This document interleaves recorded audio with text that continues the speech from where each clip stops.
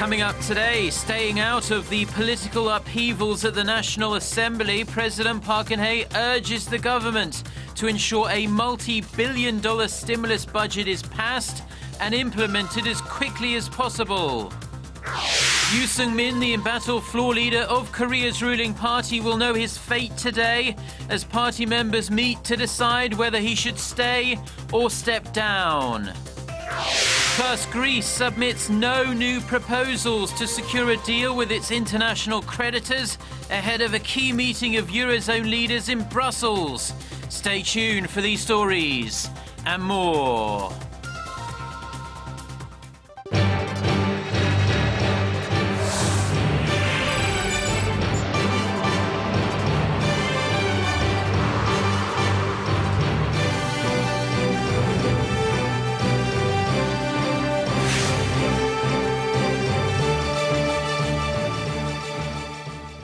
Hello to our viewers around the world. It's 6 a.m. on Wednesday, July 8th here in Seoul. Thank you very much for joining us.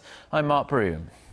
Our top story this morning, President Park Geun-hye has called on her cabinet to work closely with Parliament to ensure the swift passage and implementation of a multi-billion-dollar supplementary budget.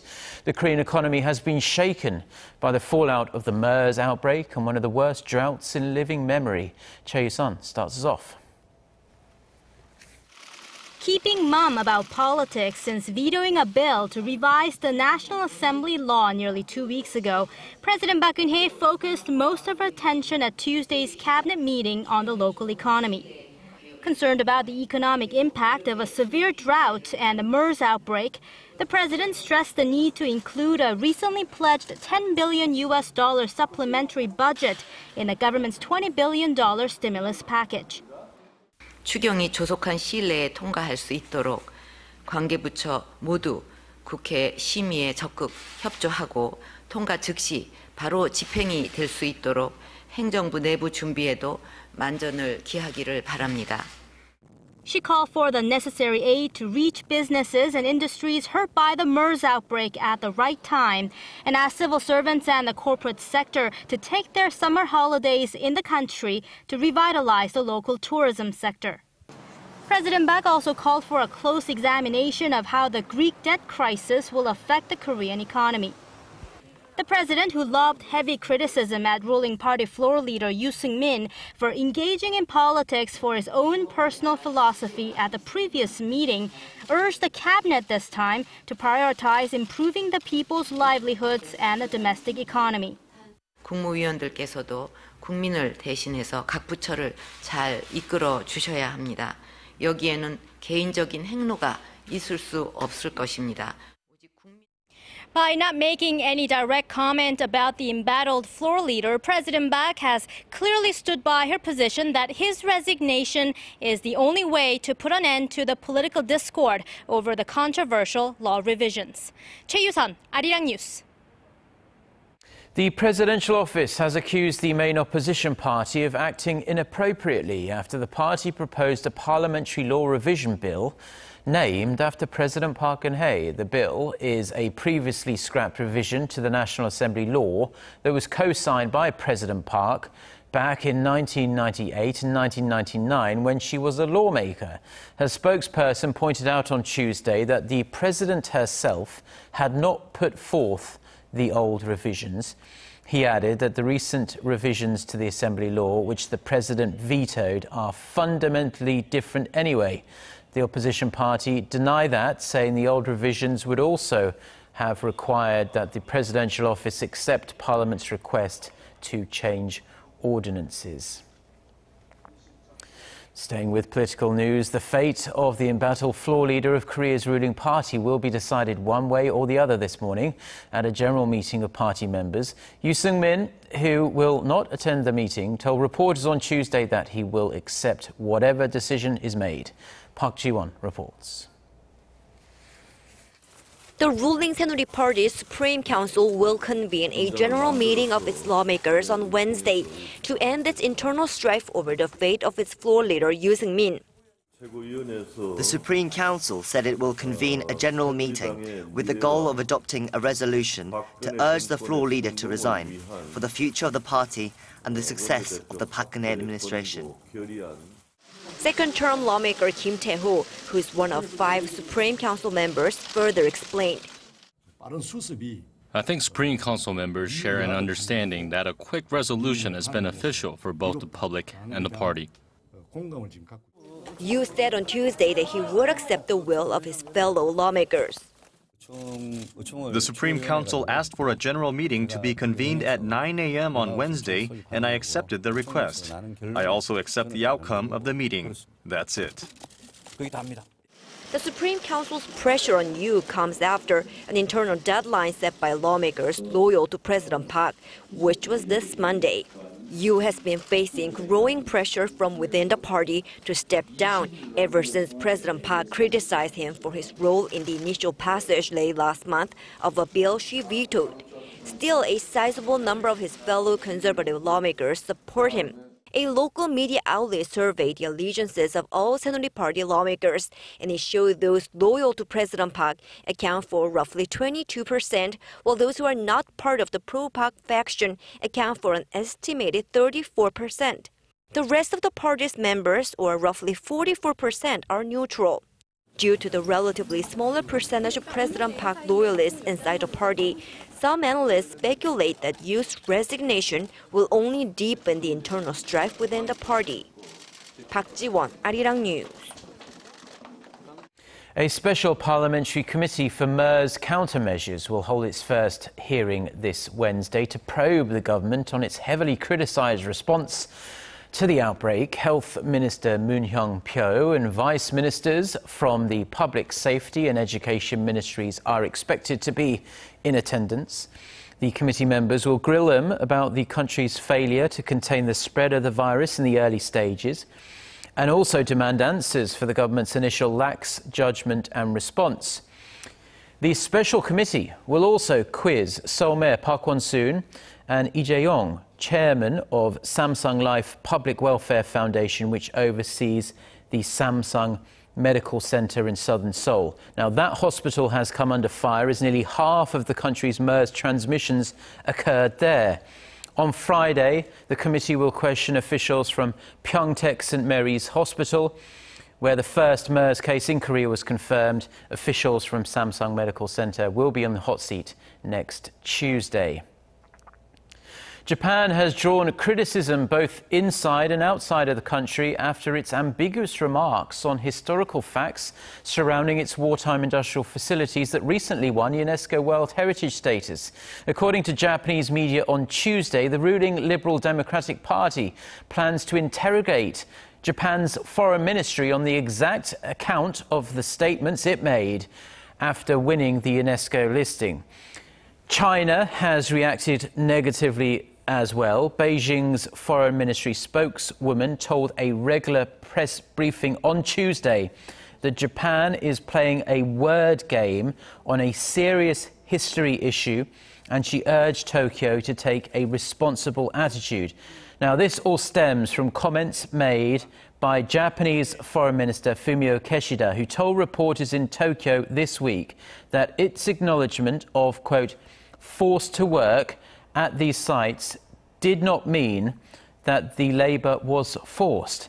Tens of thousands of Koreans had to toil at least 7 of these sites during Japan's colonial rule of Korea.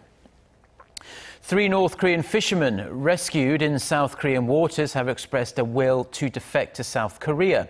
Seoul's Unification Ministry said on Tuesday that South Korea's Coast Guard saved 5 North Koreans drifting on a vessel near the waters of South Korea's eastern Ulleungdo Island on Saturday.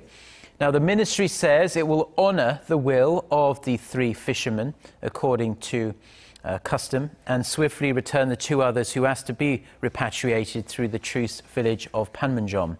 North Korea had requested all 5 fishermen be sent back. Medicine, food, cash and confidence is rapidly running out in Greece, yet it appears the Greek delegation turned up at an emergency eurozone meeting on Tuesday with no new proposals. A day after the leaders of Germany and France called on Athens to bring concrete and realistic proposals to them, sources in Brussels say nothing has been drawn up. Now, Reuters cites a senior eurozone official as saying Greece will instead submit a new aid proposal to its European creditors, maybe on Wednesday. Now, Italian Prime Minister Matteo Renzi says eurozone leaders are prepared to wait until Sunday for Greece to submit its proposals. Athens is expected to ask for a bailout from a fund set up for that purpose, namely the European Stability Mechanism, or ESM.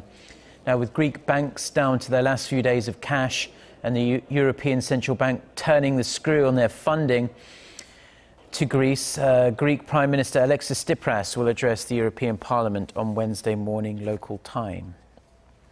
Global markets have been on a roller coaster ride over the past few days as the Greek debt crisis enters uncharted territory. A growing number of analysts fear the situation could have very serious and negative effects on the already fragile global economy, and Korea will be no exception. Kwon Soo-ah reports. It was no big surprise that the results of Greece's referendum dragged down global stock markets at the beginning of the week.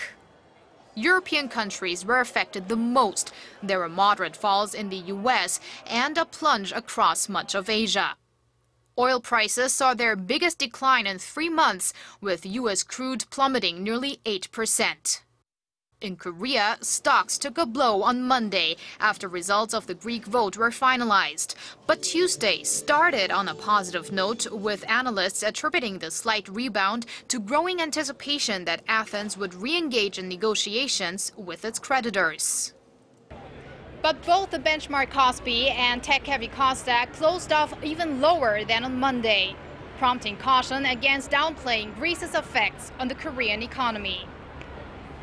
Experts say since Korea does not have deep commerce ties with Greece, with exports accounting for just around $1 billion annually, the effects won't be direct. Due to psychological factors, foreign investors pulled out their stocks. Whether that's going to be a short-term or long-term issue depends on how smoothly and quickly Greece will negotiate with its creditors. Voices of concern are being heard across the world. So we're seeing an increase in volatility. The VIX has spiked because of this, and we're going to see a global sell-off because there is so much uncertainty. It's a catastrophic scenario for the markets. It could not be worse because in case of a new disagreement between the creditors and the Greek government, we are moving towards a Greek request to exit the eurozone. And the prospect of that Brexit is a major concern. There is fear that it could set off a rash of similar cases that could destabilize the entire European community and even impact the US Fed's ability to raise interest rates later this year. Kwon Soo-ah, Arirang News. Now, a Seoul court has dismissed all injunctions brought by the US hedge fund Elliott Associates, which was seeking to block a proposed merger of two Samsung Group companies. The merger of Samsung C&T and Seoul Industries will now go to a shareholder vote on July 17th. Shin Se-min reports. The ruling is out. The proposed merger between Samsung C&T and Seoul Industries has been cleared to move on to the next level after the Seoul Central District Court dismissed all injunctions brought by U.S. hedge fund Elliott Associates. The court said Samsung C&T's recent sale of treasury shares to merger-friendly local manufacturer KCC Corporation is reasonable and that it does not go against the interests of its shareholders, as Elliott has claimed. Elliott, the third largest shareholder in Samsung's construction unit, has been trying to block an $8 billion all-stock takeover offer for Samsung C&T from Seoul Industries, Samsung Group's de facto holding firm, arguing that the merger is unfair and that C&T shareholders would be getting well under the market price for their shares. In June, KCC acquired an over 5% stake in the construction firm, a move seen as an attempt by Samsung C&T to win the merger vote at a shareholders' meeting next Friday. Still, the battle isn't over.